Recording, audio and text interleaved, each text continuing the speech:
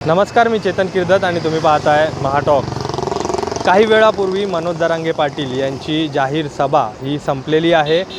अंतरवली सराटी या गावात त्यांनी 150 एकरामध्ये ही सभा जी आहे याचं आयोजन करण्यात आलेलं। 132 गावांकडून या सभेचं एकंदरीत आयोजन जे आहे ते करण्यात आलेलं आणि ही सभा जी आहे ती संपलेली आहे। मात्र सर्व महाराष्ट्राचं लक्ष या सभेकडे लागले होतं की नक्की जरांगे पाटील हे काय बोलणार। जरांगे पाटलांनी अनेक गोष्टींवर यावेळी भाष्य केलेलं आहे। संबोधित करताना मराठा समाजांना जरांगे पाटील यांनी छगन भुजबळ जे आताच्या सध्याच्या सरकारमध्ये मंत्री आहेत त्यांच्यावर टीकास्त्र जे आहे ते डागलेलं आहे।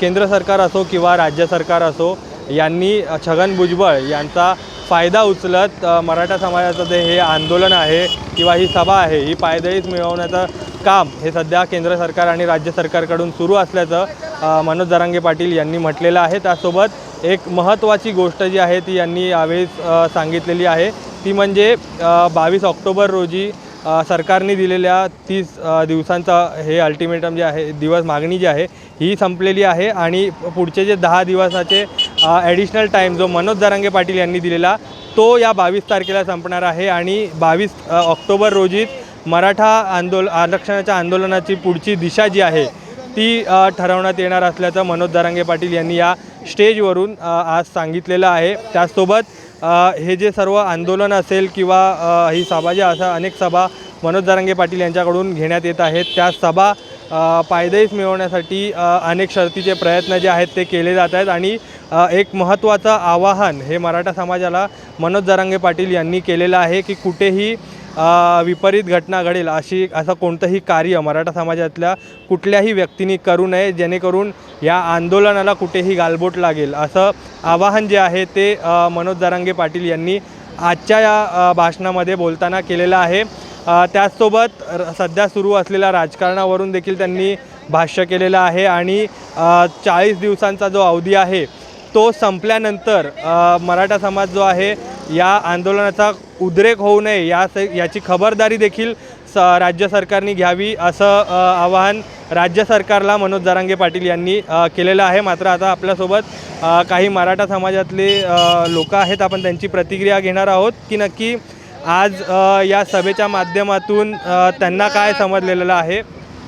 मनोज जरांगे पाटलांचं आज भाषण झालेलं आहे, काय म्हणाले ते?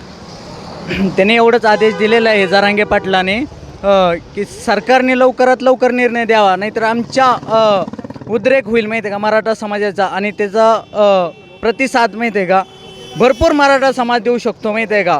रस्ता रोको होईल, जाळपोळ होईल माहिती आहे का, याचा लवकरात लवकर माहिती आहे का सरकारने काहीतरी निर्णय आम्हाला द्यावा। नक्कीच। कुठून आलात तुम्ही? मी नायकवाडे सर, जालना, बदनापूर तालुका। बदनापूरवरून आलात। आज ऐतिहासिक अशी सभा ही पार पडली आहे अंतरवली सराटीमध्ये। मनोज जरांगे पाटलांनी अनेक विषयांवर भाष्य केलेलं आहे।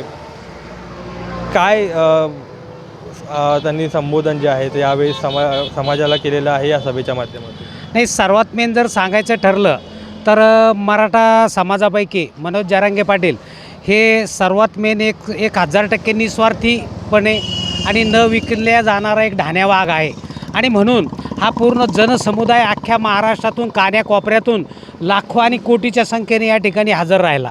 आज आपण पाहतो हा लढा आहे मराठा आरक्षणासाठी। तर सर्वच जाती धर्मामध्ये पंथामध्ये आपण पाहतो की गरीब पण आहे श्रीमंत पण आहे। म्हणून मराठा समाजामध्ये सुद्धा अनेक लोक असे आहेत की ते अन्न वस्त्र निवारा आरोग्य मूलभूत गरजासुद्धा भागू शकत नाही आणि म्हणून मराठा समाजांना सुद्धा ओबीसीमध्ये त्यांनी सरसकट प्रमाणपत्र देऊन आरक्षण देण्याची फार नितांत गरज आहे आणि मला तरी वाटतं की कोटीनं हे काही जे जनसमुदाय जमा झाला तर शासनाला याची दखल घ्यावीच लागेल आणि शासनाने सुद्धा याची दखल घ्यायलाच पाहिजे आणि तात्काळ सरसकट ओबीसी प्रमाणपत्र देण्याची शासनानं घोषणा करावी हीच मी सर्व सकल मराठांच्या वतीनं आणि सर्व बहुजनांच्या वतीनं शासनाला विनंती करतो। मनोज जरांगे पाटील हे अनेक दिवसांपासून उपोषण करत आहेत। उपोषणानंतर आता महाराष्ट्र दौरा देखील त्यांनी काढलेला आहे। पण मोठ्या प्रमाणात आता मराठा समाजातले लोक जे आहेत ते त्यांना एक मराठा आरक्षणाचा किंवा मराठ्यांचा एक चेहरा म्हणून पाहत आहेत। त्याच्या मागचं नक्की कारण काय? त्याच्या मागचं नक्की कारण जर सांगायचं तर मराठा समाजाचे आमदार खासदार आजी माजी सर्व जवळजवळ 150पर्यंत आहेत. परंतु इतर ओबीसी नेते जर पाहिले आपण तर मोजके बोटावर मोजणे इतके 4च आहे. ते 4 पक्षामध्ये आहे, तरीसुद्धा ते आपल्या जातीसाठी सर्व एकत्र येतात. परंतु मराठा समाजामध्ये जे काही 150 ते 250 आमदार खासदार मंत्री आहेत, हे मराठा समाजासाठी जातीसाठी कधीच रोडवर येत नाही, उतरत नाही. आणि म्हणून मराठा समाजामध्ये अनेक वर्षापासूनची काही खतखत होती, ती खतखत या रूपाने बाहेर पडली. आणि मी पहिलंच सांगितलं की मनोज जरांगे पाटील हे निस्वार्थी आहे, न विकल्या जाणारा एक वाहक आहे. आणि म्हणून सर्वच महाराष्ट्रामधील सर्व जनतेने तळागाळामधून अगदी मनोज जरांगे पाटलाला भरभरून असा सपोर्ट दिलेला आहे. आता जसं तुम्ही म्हटलं की मराठा समाजाचे 150 आमदार खासदार आहेत, त्यांना मतं पण तुम्हीच तर देता ना. मतं द्यायचंच बंद केलं तर मग ते आमदार खासदार निवडूनच येणार नाही. आणि जरी असं झालं तरी मग मराठा समाजाचा फेस राजकारणामध्ये कोण असेल? अगदी बरोबर. मराठा समाजाला मतदानापासून जे मंत्री संत्री वगैरे आहेत त्यांना दूर ठेवायला पाहिजे. आता बऱ्याचशा ठिकाणी मराठा मोर्चाचा समन्वयक म्हणून मी बदनापूर तालुका जालना जिल्ह्यामध्ये काम पाहतो. तर आम्ही आता बऱ्याच ठिकाणी मिटिंगामध्ये असा अजेंडा घेणार आहेत. यापुढे जर अजूनही शासन आणि मराठ्याचे जर नेते असतील, आमदार खासदार आजी माजी, ते जर सुधारले नाही तर आम्ही असं व्यापक स्वरूपात मोर्चा काढू की जे मराठ्याचे आमदार खासदार आहे त्यांच्या घरावर त्यांच्या बंगल्यावर लाखोनं मोर्चे नेऊन त्यांचा विरोध करू, त्यांचा निषेध करू आणि स्वतः आम्ही रॅली काढून त्यांच्या विरोधात प्रचार करू. आता मराठा समाजासाठी निस्वार्थपणे लढणारा मनोज जरांगे पाटील असतील किंवा मनोज जरांगे पाटलासारखे अजून कोणी असतील तर आम्ही त्यांना समोर आणू. आणि हे जे पूर्ववत कोट्याधीश झालेले, हे मस्ती आलेले हे काही मराठ्यांचे नेते आहेत, यांना आम्ही डावलण्याचा निश्चित प्रयत्न करू आणि मनोज जरांगे पाटलासारखे समोर आणण्याचा प्रयत्न करू. म्हणजे याचा अर्थ असा होतो का की तुम्ही येत्या इलेक्शनमध्ये मनोज जरांगे पाटील हा मराठा चेहरा म्हणून तुम्ही निवडणुकीत उभं करणार का? नाही, आज रोजी जरांगे पाटलाचंही मत नाही इलेक्शनमध्ये उभं राहायचं म्हणून. आणि आमचे सकल मराठा बांधव यांच्या डोक्यात काही त्यांना उभं करावं हा आज रोजी तरी विचार नाही. परंतु अजून 10 दिवस शासनाच्या हातामध्ये आहे आणि म्हणून जरांगे पाटलांनी 10 दिवसांना अगोदरच हा जनसमुदाय शासनांना दिसावं मराठ्यांची ताकद. आणि मराठा म्हणल्यापेक्षा यामध्ये इतरसुद्धा मुस्लिम समाज, बौद्ध समाजसुद्धा सहभागी आहे. तर याला आपण मराठा समाज प्लस बहुजन समाज अशी व्याख्या देऊ शकतो. तर सध्या तरी इलेक्शनमध्ये लढण्याचा विषय नाही, परंतु जसा काळ येईल मनोज जरांगे पाटील जे निर्णय घेतील त्या पद्धतीनं आपण समोरची वाटचाल करू. पूर्ण त्यांच्या पाठीशी खंबीरपणे राहील. 100%. असा निस्वार्थी माणसं कधी मिळत नाही. आणि म्हणून जरांगे पाटील हा एकटा वाहक मिळाला आहे, निस्वार्थी आहे, प्रामाणिक आहे, इमानदार आहे. म्हणून सर्व ताकदीनं आज आम्ही बघतोय रस्त्यानं काही 1-1 वर्षाचे मुलं आहे, महिलांनी असं मोटरसायकलवर असं मुलांना पकडून आणलं या ठिकाणी.